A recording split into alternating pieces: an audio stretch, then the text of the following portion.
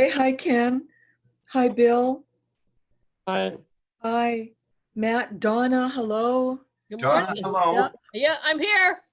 That's great. I'm Nice to catching see on to you. this stuff. So how's everyone today? Good, enjoying the Great. sunshine. Beautiful weather. Oh, it's wonderful. Yeah. Coffee on the deck in the garden. Beautiful. Oh. I got my coffee at the computer this morning for the next hour. Doing a big pot. Hello, Goulart, Renzo. Hello, Hi. Hi. everybody. Hi, 9 Renzo. of you. Lucky 13th. This is the 14th. No, 13th meeting. Oh, is it? Oh, that's why I have to be here. Yeah. Okay.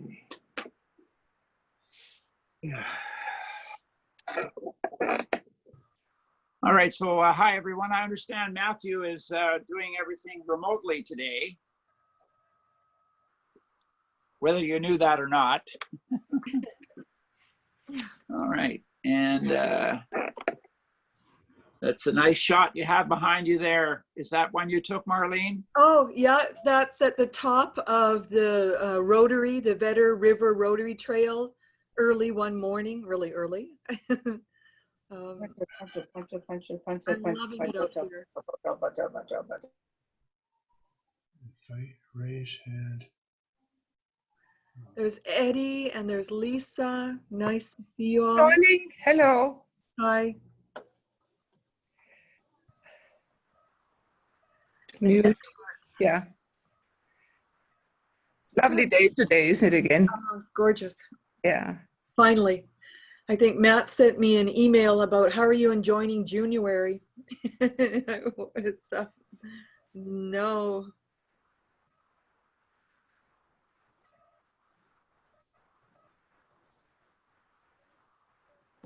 Hi, everyone.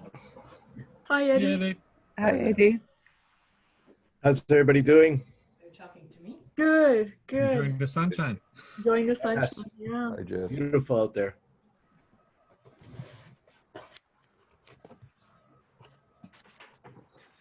Eddie, you're not at work today? Me? Nope. No, nope, not today. no, finally, just I'm giving me always at work. a week now. That's what I want to say. Got a few other things on my plate, so. Good. All right. If Matt's working remotely, Marlene, do you have the controls to mute everyone's mic? No, Matt should be able to do that. He hasn't given me any kind of host privileges, so you'll have to mute your own mic. Yeah, if everybody could do Just that. have the mic off, Jeff. You've got still that sign or not? No, my mic is on now. No, you got a sign to put up, right? Shut off the Yeah, mic. I've got a sign, but you know what? When I have the virtual background on, it doesn't always work. We can read it backwards. Yeah. Okay, so we'll say, so Matthew, if you're able to hear me, are we recording? It does. Yeah. Yeah, okay, so it's recording. So, all right, everybody, it's 10:32 and welcome everyone to the 13th Canadian Tour Guide Association of BC Zoom meeting. My name is Jeff.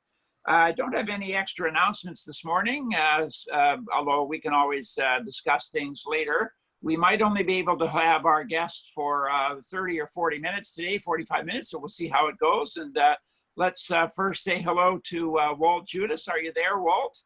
Yep. Hi, Walt. I think his mic might be muted. I can't hear him if he's there.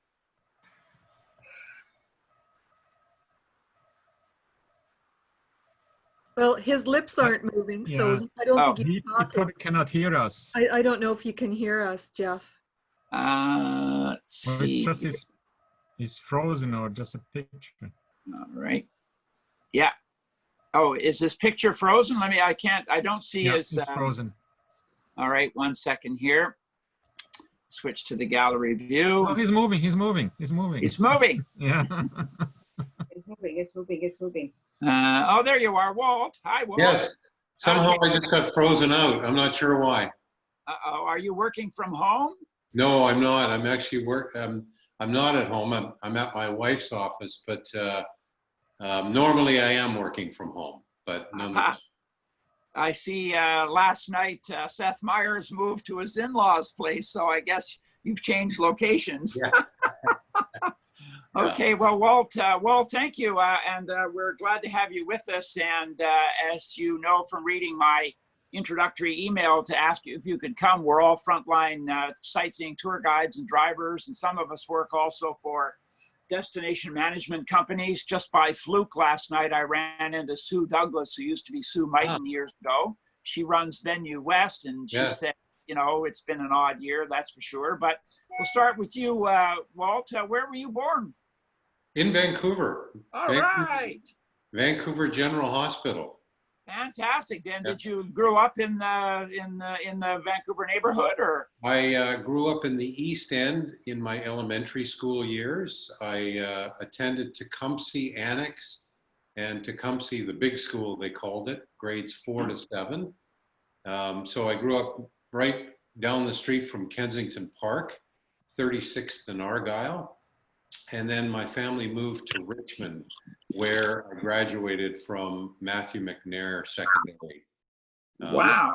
Yeah, a lot of years ago. In fact, I don't mind revealing my age, but this year we were to have celebrated our 40th graduation reunion, but clearly that got postponed. So I grew up in Richmond and now live in Surrey. Oh, okay. And when you were a young man, then high school or just after, the 2 or 3 years after high school, did you go on to something like UBC, or what did you think you might like to do at that time? Well, I had applied at BCIT to get into broadcasting straight out of school, and I didn't get accepted. Although on the first day of BCIT, that semester, 2 people didn't show. So I got the call and was a last minute fill-in and went straight from high school to BCIT, graduated with a diploma in broadcast journalism, and did a practicum at a radio station. At the time it was called Sea Isle, the oldie station. And I did news and sports, and eventually I had a Sunday air shift, and I was there for about 7 years, so from 82 to 89, and then was recruited to join BC Pavilion Corporation in a corporate communications role. So that took me out of the broadcast world and into business, if you will. And I was at Pavco for about 6.5 years. I spent a little time with the Port Authority and then moved on to Tourism Vancouver. So that's where I was for about 15.5 years. And now for just over 5, I've been with the Tourism Industry Association of BC. Oh, I've lost you there, Jeff. Are you on mute? Yeah, sorry. What happened is I asked Matthew, our IT specialist, to mute people's mics, and my mic got hit by the same time. So when you were at Pavco, you must have met a lot of famous names that are famous, that more so today. But I think Mr. Nayrod, he's already passed on, right? Yes. So at the time I was at Pavco, Mike Horsey was the president and CEO, eventually to be succeeded by Warren Buckley. And at the time, there were also a number of folks that really made a name for themselves, I suppose, in the business world. Norman Stowe, who I just talked to moments ago, owns the Pace Group. He's been around for a long, long time. He was there. Phil Hurd, he and his son run the big car show, the International Auto Show. So a lot of these folks are still around, and I have close contact with them. In fact, a guy by the name of Barry Smith was the comptroller at the time, and he went on to run the Toronto Convention Center, and he's now with what is it, Exhibitions Canada or something to that effect. It might be to do with all the venues like the Convention Centers of Canada. That's it. I finally got it. Convention Centers of Canada, he now runs. Well, I haven't heard of Warren Buckley in a while, so he must have retired. Is he doing well, or do you know? Yeah, he's retired and lives in Lions Bay. He, for a time, moved to Singapore and ran the big convention center there for about 7 years. Came back to run PAVCO again, or the convention center, and he's now retired. Holy smokes, my goodness. And you're still going strong. I'm still going strong. I'm a few years away from retirement yet. So when you were at Tourism Vancouver, which is where many of us came to see you a few times at the various Tourism Vancouver open houses, or you would occasionally appear on the news when Rick Hansen wasn't available or something like that. We had Rick, he was our first guest. He's hiding out in the interior, as you may know. Yeah. What was your role at Tourism Vancouver while you were there? I always like to joke that I took all the roles that nobody else wanted. But I was Vice President Marketing Communications. For a time, I had the 2010 role, meaning I was responsible for developing and executing Tourism Vancouver's 2010 strategy. So that was probably the most fun I've ever had in my career. I ran the visitor center. I looked after the production area for all the things that we would produce, the ads, and at the time there were brochures and web marketing I was responsible for, media relations, a whole number of departments, destination development, sport marketing. It had evolved over time, over the course of 15 years, depending on where the needs were in the organization. But yeah, my most fond role, if you will, was the lead up to the 2010 games, and obviously being a part of that experience. And then, and you were there for a couple of years after as well. Yes, yeah. I left in 2015. Wow, fantastic. So the Tourism Industry Association, is that something that, when did they start, and how did you come to be involved with them? Well, you mentioned Rick Antonson. He was one of the early founders of the Tourism Industry Association of BC, which ultimately for a time became COTA, Council of Tourism Associations. But it started well back in the 70s, and it was determined that government was really making decisions on behalf of the industry without any industry input. And so they really felt the need at the time to have a one voice concept, an industry association that was born by just a number of volunteers. Rick, in fact, at the time ran Vancouver Coast and Mountains. Yeah. And did the Tourism Industry Association of BC off the side of his desk. But Peter Armstrong was one of the instrumental people in that whole process too, because the association was fledgling in the early days, and he put up the money to keep it going. And since that time, it has grown and evolved and changed somewhat, but it is back to being the one voice for British Columbia. We've got about 20 of the major sector associations from around the province as our members, 54 of the destination marketing organizations around the province, including the regional DMOs, and then the rest are businesses. So our representation is far and wide and pretty deep, although the actual membership is only around 200. But by extension, we represent all of the members of the sector associations as well. So for our members who may not be fully aware, your mission statement for TIA, Tourism Industry Association BC is, tell us a little bit about it. Yeah, there's a couple of things. One is we have a vision for British Columbia to be one of the leading and sustainable business enterprises in all of British Columbia business. So I'm paraphrasing, I don't have that memorized, I should by now, I say it often enough. But essentially we want tourism to be recognized like any other business sector, and oftentimes it's not. Yet we are among the top 3 in the province for generating economic benefits, economic income, GDP, revenue, et cetera, et cetera. So our mission is really to bring all aspects of the industry together to be one voice and trying to make tourism, try to get everybody involved in tourism and making it as best as it can be as a sector and for the benefit of residents and community.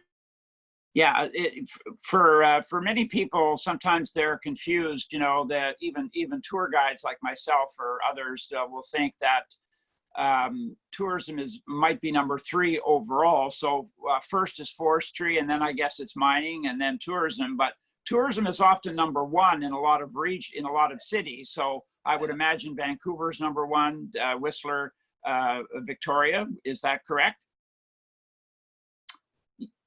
Your signal's faded out again on us, Walt.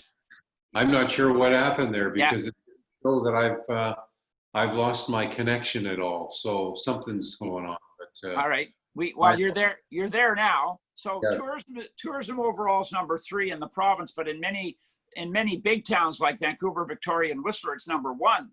Yeah, it's pretty close. Aside from, you can argue that it might be real estate, but yeah, as a sector, when you collectively take hotels, restaurants, attractions, transportation companies, operators like yourselves, you include arts and culture, et cetera, that is really the driving force, to be sure.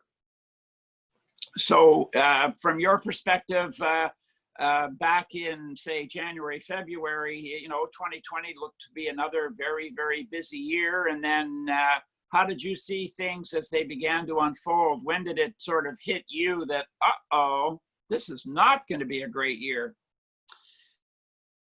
First sign, here we are. Are we still there? Yeah. Okay. You know, one of the first signs was looking at what was happening around the world. And we host an annual BC Tourism Industry Conference, and it took place in Victoria at the beginning of March. And we had speakers coming in from California, from the East Coast, Connecticut, et cetera. And some of them were calling in the days in advance saying, is the conference still on? And at that point, you know, we weren't planning to pull the plug, or we didn't put the brakes on any speakers arriving from anywhere.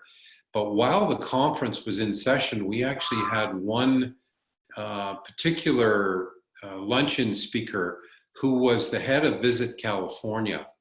And things were going astray in California with wildfires, but in particular, as the economy there was starting to shut down because of the spread of COVID. And she got called back home immediately after her presentation.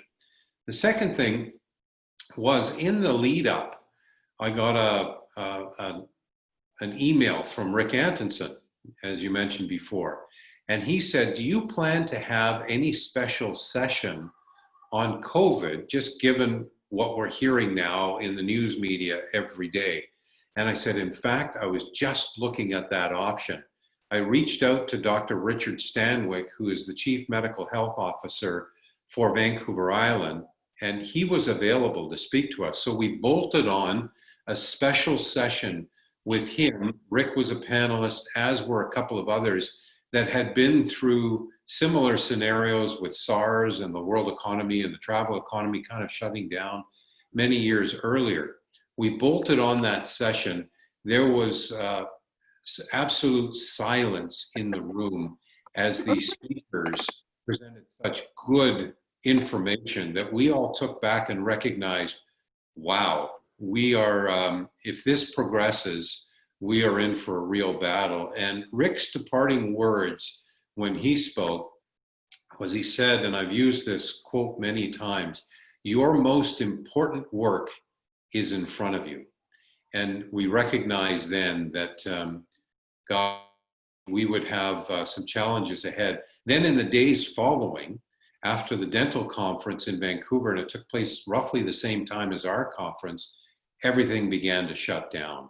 And it was at that point where we, again, realized that we had some challenges ahead, and we were hoping for the best, but clearly that was not to be.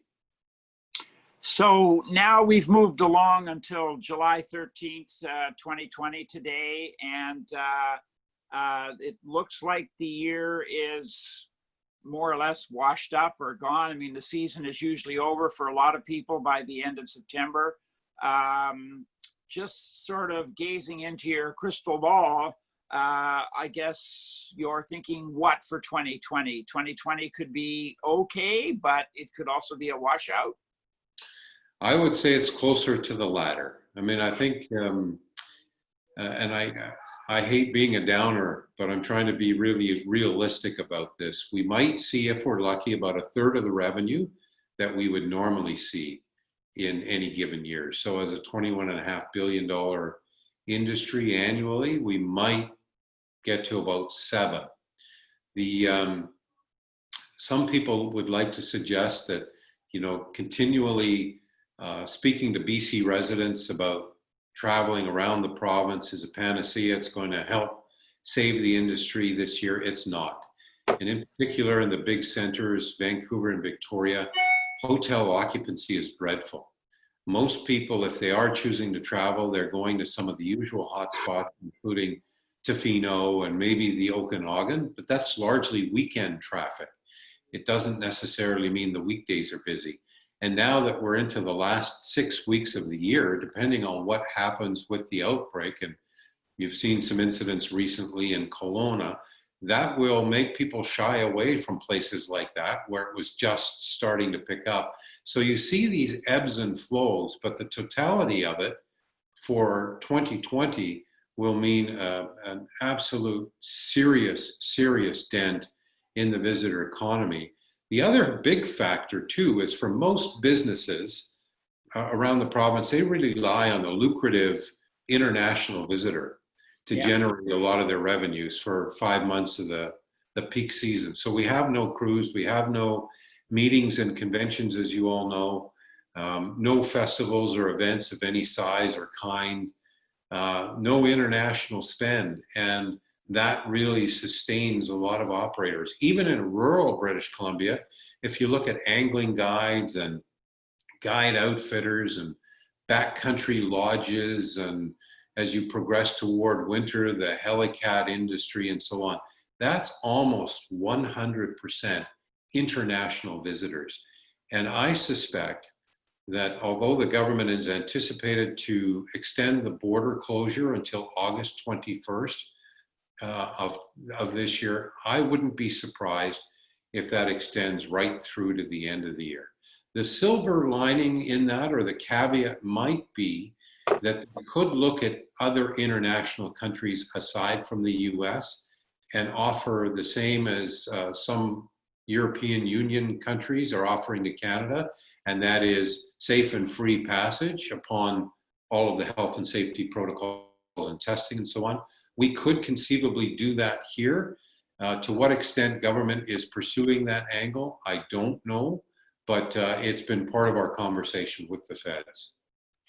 Well, I was very surprised last night to catch 2 of the late night talk shows. Some nights I only listen to the opening monologue and so on. I caught Stephen Colbert and Seth Meyers, and neither of them seemed to be aware that the border between Canada and the United States was shut. They mentioned that Americans aren't wanted in Europe and not even allowed in some cases, but they didn't seem to know. Tomorrow I'm going to be on a Zoom thingy with some people all over the United States, and many of them seem to know, but I was very surprised. I got a question for you about hotels.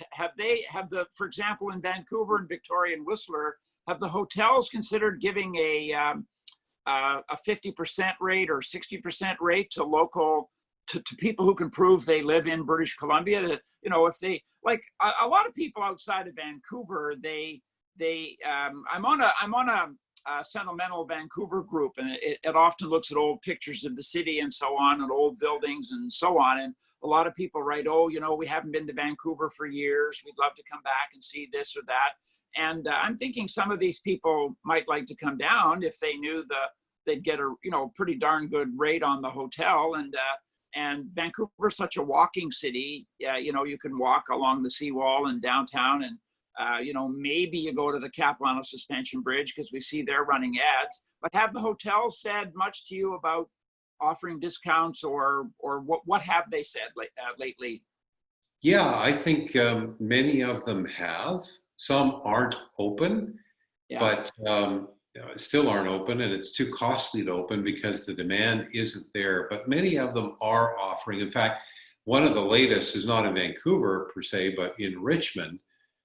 Richmond is offering pretty good deals on hotels. In fact, depending on the number of nights that you stay, you're given an American Express card with, I think, up to $325 to spend around Richmond. So a lot of both destination marketing organizations and the hotels are putting those things into place.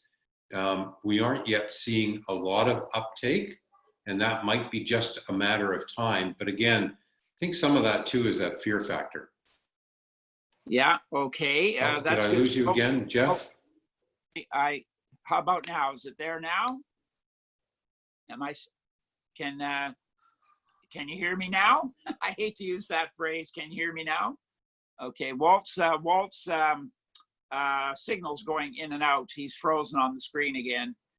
Walt, if you can hear me, I can see you, but we can't hear you. Matthew, if you're able to send me a text, any suggestions for Walt? Is there something he can do in his home or where he's at? Walt, we'll just wait a few moments till your connection comes back. And are you there again, Walt? Yeah? Yes, I am. I don't know what's going on here. But... Yeah, something's a little faulty perhaps on your end. On our end, we don't usually have much difficulty. So I was saying, okay, so Richmond is offering some good rates, and it sounds like people should shop around. If they're BC people, they want to check with different hotels and see what they can get.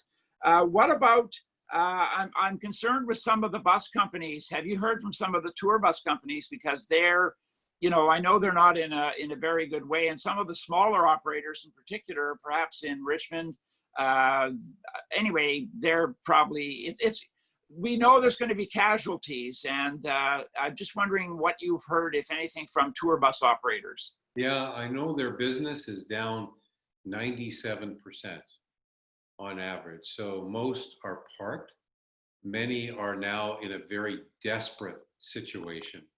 They, they've got a lot of infrastructure. They've got a lot of capital investment in buses, in depots, in staff, etc. Trying to keep their buses on the road. A lot of their drivers and mechanics and so on are sidelined.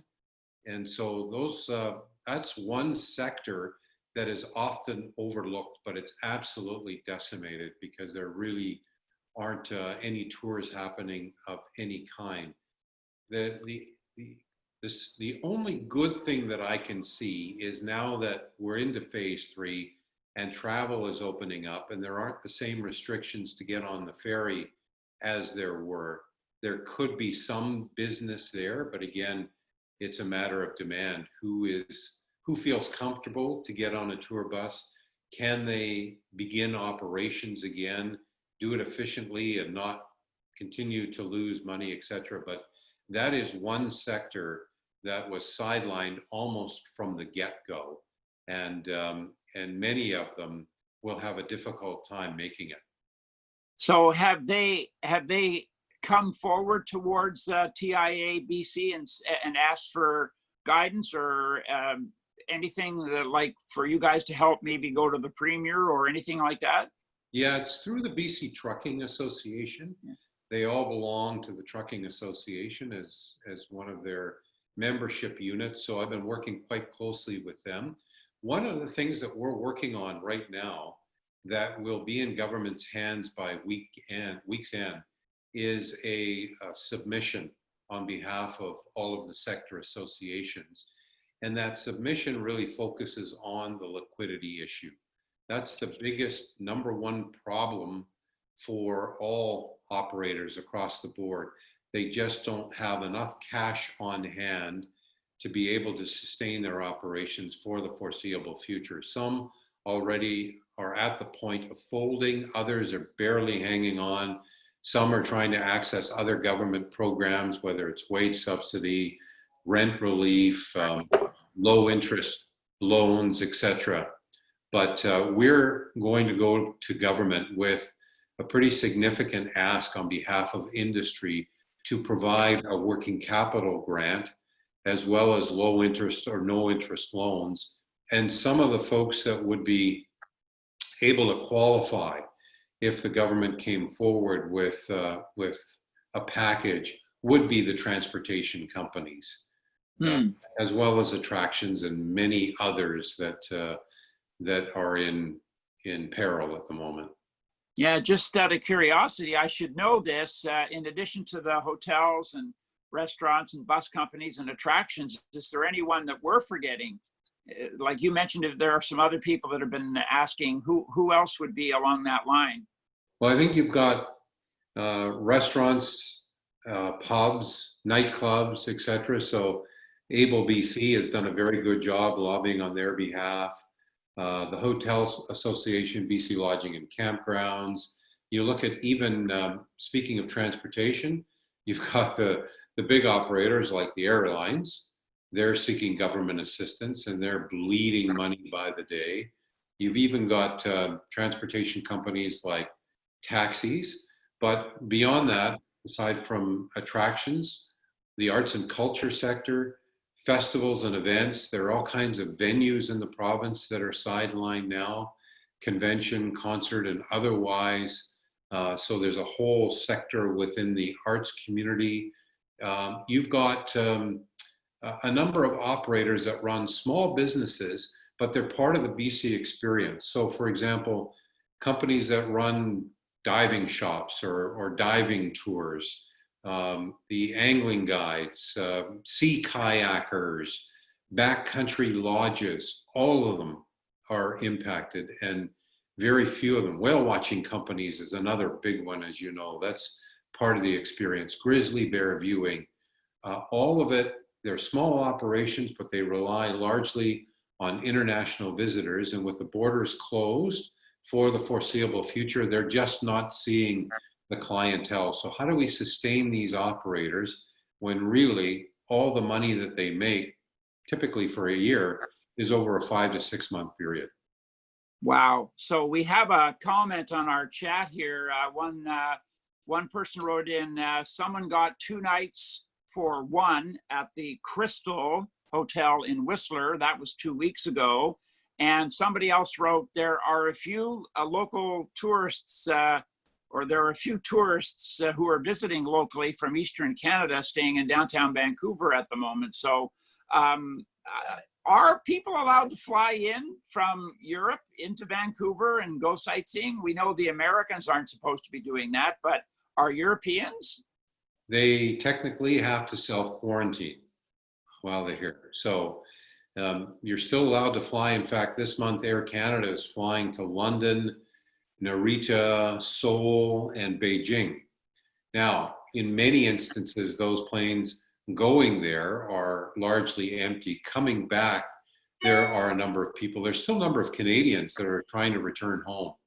And so those planes generally are full, or as full as they're allowed to be. But, and of course, everybody that comes back from any of those countries is forced into the same scenario of having to self-quarantine. But technically, you can come here from a lot of different places, provided you follow those health and safety protocols. The same, though, isn't necessary when you come from other parts of Canada. Right. So if I'm coming, say, from Saskatchewan or Ontario, I wouldn't necessarily have to self-quarantine? No. Ah, You do okay. not. No. Okay. So I have a friend who's in Europe for the last couple of months, and he's due back shortly. He has his own apartment, but if he didn't, would he be allowed to be in someone's house as long as he was in his own area, sort of a self-contained suite? Yeah, they would have to approve that plan, yes. Typically, you would be allowed. You've got to have a plan when you come into the country on what you're planning to do for self-quarantine. Wow. You I can don't see. have a plan, then they will put you up in a hotel. Who will put you up? Who pays for that? Province.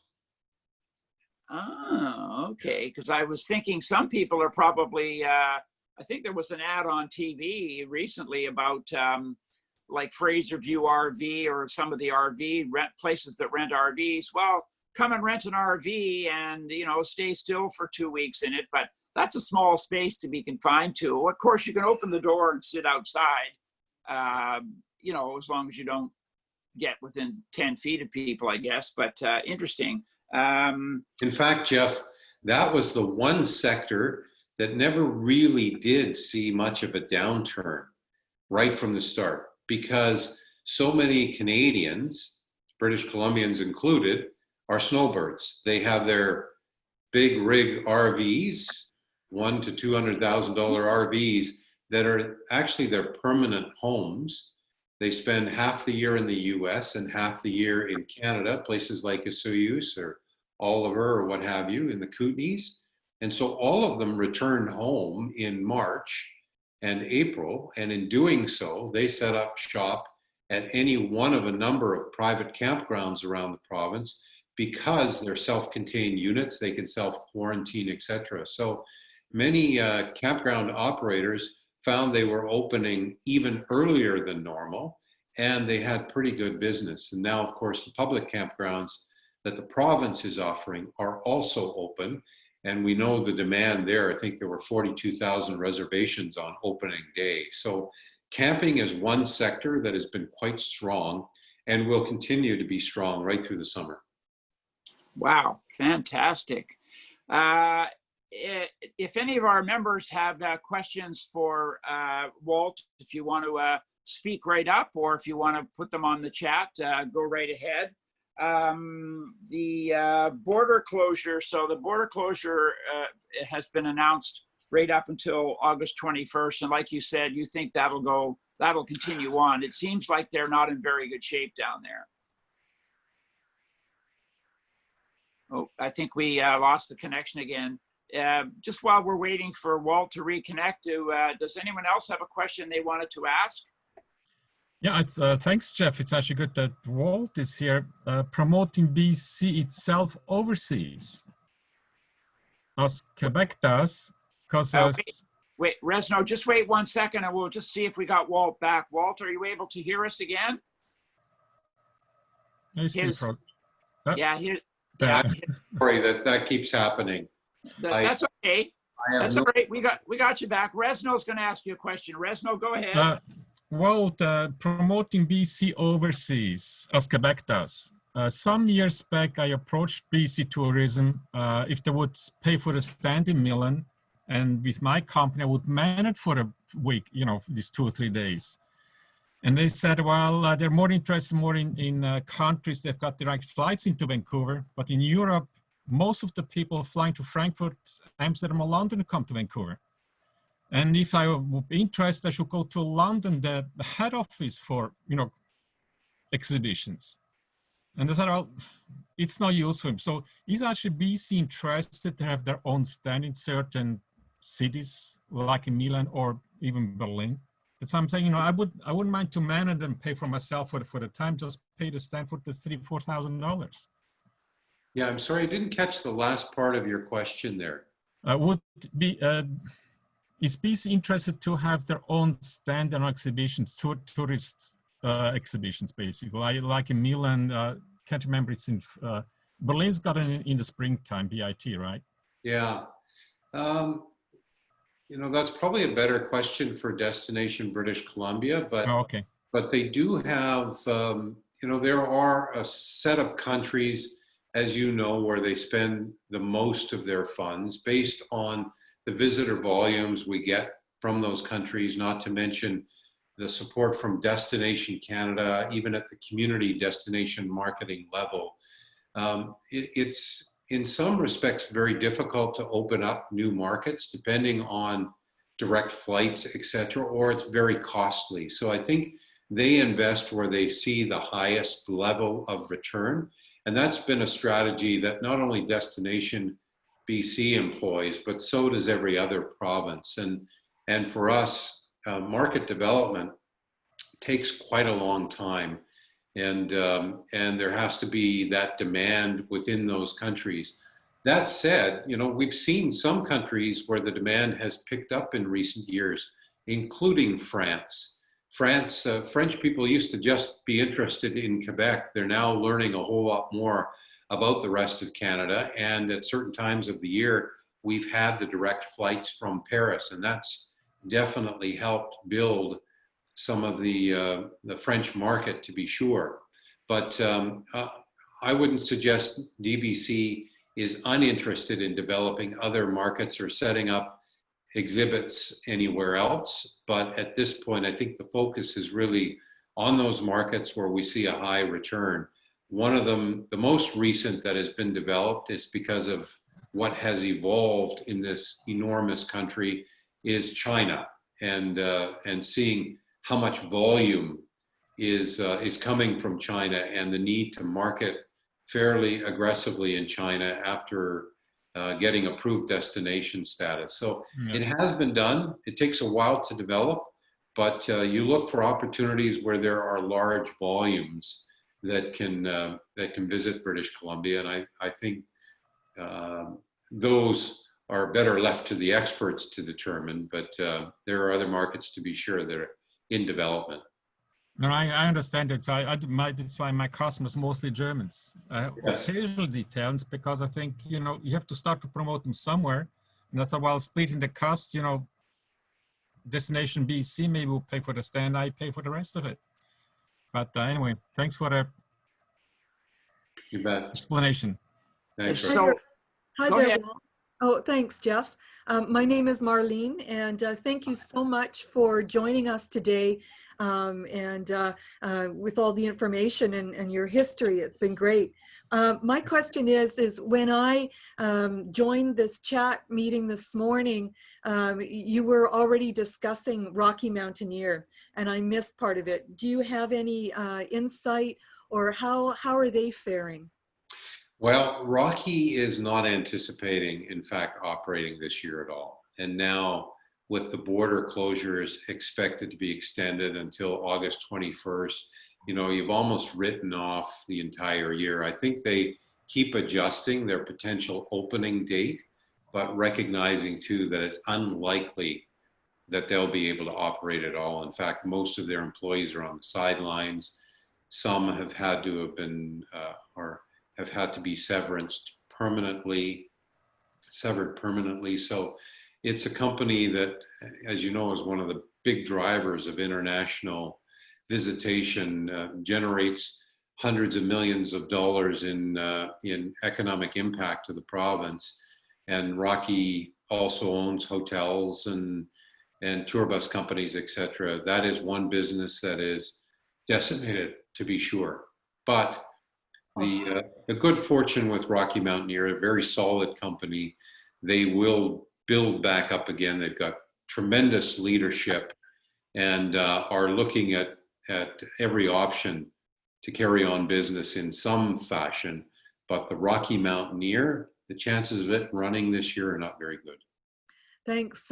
I've had the good fortune to do over the years about 30 trips on the train, and I really miss it. I'm in Chilliwack, and so I see the tracks out here right by the highway, and one of the things that I miss. Thanks for the insight. Yeah, my pleasure. And 30 trips, wow. You are lucky, because that's a bucket list item for people from around the world. I know, it's just so fantastic, and every trip is like a joy, and I always see new things and have new experiences. Yeah, it is tremendous. So Walt, I'll tell you that as frontline workers, we really, last couple of years, I was working for I do a lot of step-on independence, freelance guiding, but I've worked for local sightseeing bus companies, a fellow who runs a couple of SUVs and a Ford Transit van. We're greatly affected with the border closures, no cruise ships, no conventions, all of that stuff. But here's something I want to make you aware of, just so you have it in the back of your mind. Before COVID-19 came along, the industry was already having a bit of a struggle finding tour bus drivers. And that's because a lot of young people, for example, I have two nephews, they're both, they're twins, they're about 17 or so years of age. One isn't even bothering to get his license, as I understand many young people are not, because they don't need it. They grew up with transit, or they might get their license only to get an Evo car or a bike share or something like that. And you know, transit was on the increase every year for a while. They're looking for drivers all the time. So I can see that with the events of this year, some people, tour guides, driver guides, and so on, they're going to find other work. And when things start to come back again, maybe in 2021, they're not going to come back. They're probably found jobs that are year round. BC trucking industry, as you know, is short of drivers as well. So there's a thing to work on, so to speak, or have in the back of your mind. Wow, how are we going to get new, younger people or people in their 20s or 30s interested in getting a commercial vehicle license and going into that industry? Because we're short-staffed, and now I think it's going to be much worse. You know, if let's say next spring they announce, oh, we've got a vaccine and there's not going to be any side effects, you know, it's all guaranteed, it's all going to work, we can all go back to normal. You know, a lot of phone calls, hey, can you come back to work? No. Can you come back to work? No. Gee whiz. Yeah, you know what? As you know, we had a massive shortage of workers for tourism in general. Prior to COVID. And so, you know, at the moment, unfortunately, a lot of folks are on the sidelines and looking for what they can do. But you're right, that will be a problem again in future. I don't know that it's easily solvable. I can say, though, the temptation to drive for a tour bus company is there when you see what the drivers can collect in any given day in tips. My son drove for Landsea Tours for a couple of years. Okay. Before he moved to Kelowna. And he'd come home and empty his pockets of American tip money. And in some cases, it was hundreds of dollars. And, you know, if he took a trip to Victoria or to Whistler, these were generally well-heeled customers. And that was all his back to school money. And he loved it. So you can entice people in maybe money talks, and you can entice people in some ways, but you're right, it's a problem not only for tour operators and tour bus companies, but across the board, multiple sectors. Yeah, well, part of the problem is the seasonal work, and you know, it's too bad there wasn't more of an effort to promote. I guess Destination BC should be better promoting us, especially in the United States. You know, you think of Canada in the wintertime, snow, cold, and ice, but you know, there's two areas of the country that don't really go through that, and that's Vancouver and Victoria. Why don't you come out and see us? You know, we might have a cloudy day, might be a little bit rainy, but the temperatures are above freezing, and you know, you can still do lots. I've often wondered why we aren't better promoted in the winter, we meaning the Southwest BC. Oh, I think we lost our connection again. We'll wait a minute, see if we can get that back. For those of you on the CTGA there, Mr. Judas did say he might only be able to stay 45 minutes, so we've started to exceed that now, but we'll just see if we can get his connection back. Walt, if you can hear us, just start talking when you can. Here we are. There we are. I was saying, why don't they better promote us in the wintertime? Vancouver and Victoria, it's not all snow and cold and ice here. You know, a lot of Americans don't realize that Vancouver and Victoria are quite okay in the wintertime. Maybe a cloudy day, you know, temperatures are above freezing. These are things they don't know. So I was wondering if there's ever been an effort to better promote Vancouver, Victoria in the wintertime. Absolutely. And it starts with Destination Greater Victoria as well as Tourism Vancouver. They realize too that dispersion is key to success, getting people to move around the province at different times of the year and not crowd the city, you know, in the summertime, only in the summertime. So no, that's a definite strategy. And those organizations, as well as Destination BC, are doing a very good job of actually doing just that. But it is a challenge, to be sure. People like to go south, and where the weather's hot in the wintertime, they're coming from a lot of different destinations, and they prefer Mexico or the Caribbean or Hawaii or California, etc. So there is that. But no, we've got a great destination year round, and hopefully we'll see more year-round traffic than has been in the past. With that, though, Jeff, I do have to run to another meeting. I'm sorry, I only had 45 minutes today, and my sincere apologies for keep dropping off. That's never happened to me before, and all the time that I've been on these Zoom calls. So again, I apologize for that, but it's great to meet with you. I'd love to chat with you again at any time. So if that's an opportunity, I'd be delighted. Well, what we might do is maybe around September, October, the dust will have settled a little more, and maybe we'll get an update from you at that time. That sounds good. Yeah. So thank you very much. I'll let you drop off anytime. You can hit the leave button, and for the other members on the line there, just stay with us, and we'll talk for a few minutes. Thanks. All right. Thanks, everyone. Walt. Thanks very much. Okay. Bye-bye. Bye-bye. Okay. Members, Matthew, did you want to say something? Your screen has come up on my screen here. No. Okay. Anybody? Anything in general? Comments in general? Anybody have anything they want to say hello about or talk about? Matthew might have wanted to tell the members that we finally got our own Zoom subscription. And even though it says, Matthew, you are joining Matthew's room or something like that, it is now officially CTGA. It'll take Matt a little bit of time to reconfigure. I mean, he's out of town, so I don't anticipate, but just so you know that it is a CTGA owned Zoom meeting. Okay, and also, so you guys know, I mentioned, I think it was last week, that I'd made a few more videos regarding coach safety, where Matthew and I have been having some trouble getting them to show up on the wherever they are, the YouTube, I guess it is.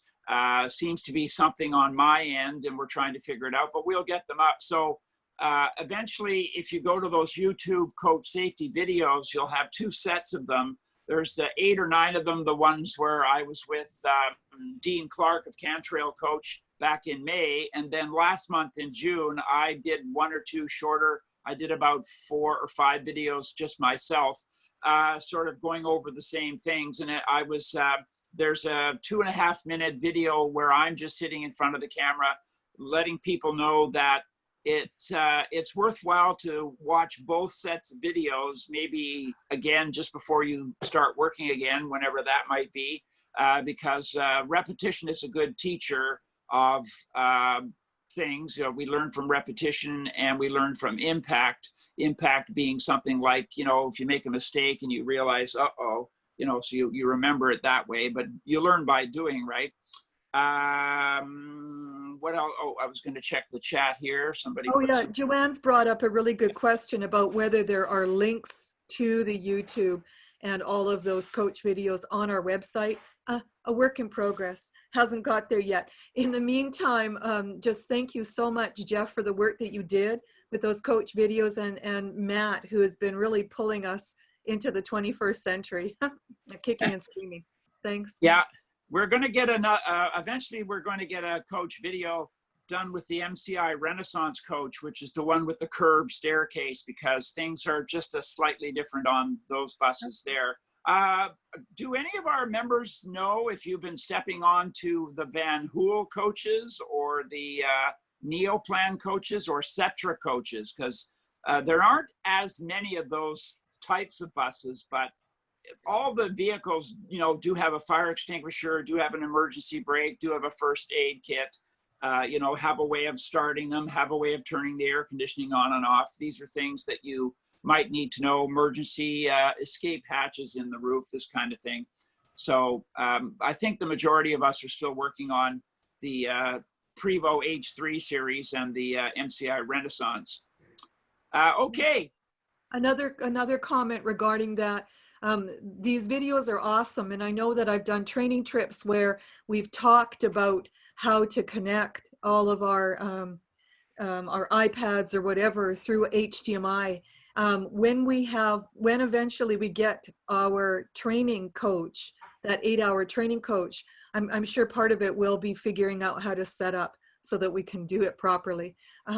It's amazing how when you do the training, what the concept is, you get it, and then when you get the coach, nothing is in the place that you expect, or something doesn't work. It's just insane. Well, and worse than that is that the driver hears you saying you want to do that, and he's thinking to himself, "What? Nobody else." Oh is yeah. that." And he doesn't. He's just happy if you say to him, "I want to run a DVD like a movie," and he's probably able to figure out how to get that to work. But you're going to run what? You're going to have an iPhone, and you're going to run something on it. The cable goes into this thing that's behind me. Oh my God!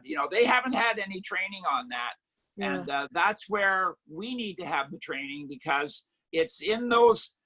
For example, on those coach safety videos, those 3 electronic gadgets that are on the right side of the dashboard.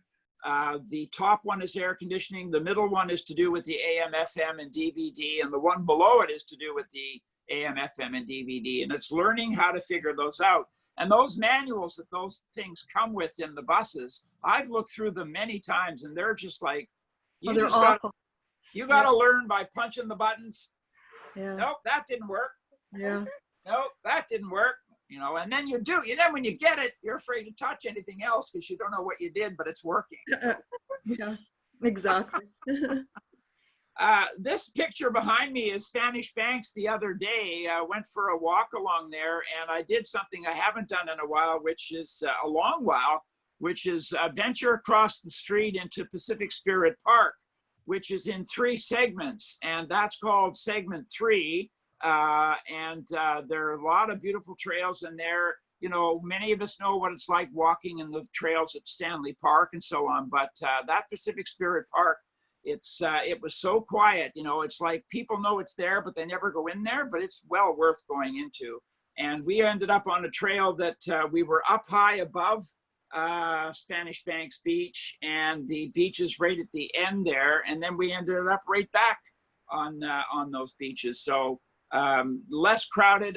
Last night, Trish and I were walking on the north side of Falls Creek seawall, and my God, it's like Christmas at the Hudson's Bay on that side. On the south side, it's far less crowded because, of course, the south side is less densely populated. So if you're looking for places to walk that are less populated, head out to Spanish Banks Beach or Larcano Beach and the different trails of Pacific Spirit Park. Look up Pacific Spirit Park on your Google Maps, because there are big chunks of it, chunk 1, chunk 2, and chunk 3. Again, 3 is the one just near where this picture is, just behind me there. Okay. We're going to have another guest speaker next week on July 21st around 10:30 in the morning. We'll know more. We already have somebody lined up for the July 28th, February. I don't know why I said February. Any other things anybody want to discuss just in general? Jeff, I think a couple of sessions back, FamTour were mentioning about the sea to sky, wherever. Yeah, I wouldn't mind to offer my vehicle, and just as long as the gas is being paid, just let me enough time, because I have to put the seats back in again. Yeah. Yeah, I know that I haven't spoken with Jackie in about 10 days or 2 weeks. We were working on something for this month, but doesn't look like that's going to happen. But how do you, I had mentioned that what was that? Whenever, doesn't matter, just let me enough time, well, we might be able to string together to get a group of approximately 30 or 35-ish. Right, we might be able to swing it so that we would each pay around $40, but it might be less. We might be allowed to take ourselves and one guest, and we were thinking of a day trip that may or may not involve out towards Hope stop on the way, a stop at Hope, especially at the Othello tunnels, and to come back in towards perhaps a winery, perhaps Fort Langley, an opportunity to either visit the village at Fort Langley or you could walk down the street and go into Fort Langley itself, because I understand that it is open. So we're working on that. If that were a day trip that were offered in August, how would you guys feel about that? So Jackie is planning to send out a questionnaire. She's going to work with Matt, so that hasn't happened. And then once we get feedback, then we'll figure out if we have enough interest. Right now, even this group is too small. Hopefully everybody is interested. Renzo, how many people can you take in your vehicle? Well, maximum 14. So Great. I guess 14, including me, 15 basically. So essentially, when we do something, if we do arrange something with you, Renzo, there may be people who want to come in their private vehicle, you know, just join along. And that will work as well if we have more than 14. Yeah. Great. Thank you. Thank you. Okay. I have a question, Marlene. Sure. I was thinking with all this beautiful weather, although they're saying that we might get clouds and rain again tomorrow or the next day, but Shirley Hartwell recently invited Trish and I to come out to the London Heritage Farm in Richmond. And while I'd been in that house many times, although it's not open now, I didn't realize just how large the grounds are. And there were a number of picnic tables that were right in the shade, spaced out. There were some that were in the sun, depending on time of day. And I wondered if we should pick a park somewhere. Doesn't have to be Richmond London Farm, maybe somewhere in Queen Elizabeth Park, or maybe up on that water plaza at the Queenie Park, or maybe somewhere in Stanley Park. And maybe we get about 10 or 15 or 20 people, get a great big circle going, everyone bring a chair, whether we should try some kind of a meeting where we'd meet, but we'd be 6, 10, or 12 feet from each other.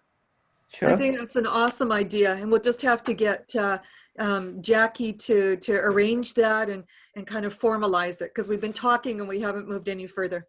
I think it's a great idea. All right. Oh, yeah. Did you hear Trish there? She said, oh. no. Well, hi, Trish. Can you say hello? Yes, sir. I said, okay. Yeah. All right, everybody. Well, I'm going to head out. I've got some things to take care of. Yeah, it's too nice to be inside today if you can get out. Yeah. Yeah. Nice to see everybody. Same here. So all right. next week again. Take care. Bye. Bye. All right. If nobody else has any other questions or comments, otherwise you can text or email me. So, and most of you know Marlene's number, email address if you need that. So, okay, let's see what's on the chat here. And yeah, okay. Bye. See you next Bye-bye. week. Bye. See you, Donna. Yeah. All the best. Bye. Hi, everyone.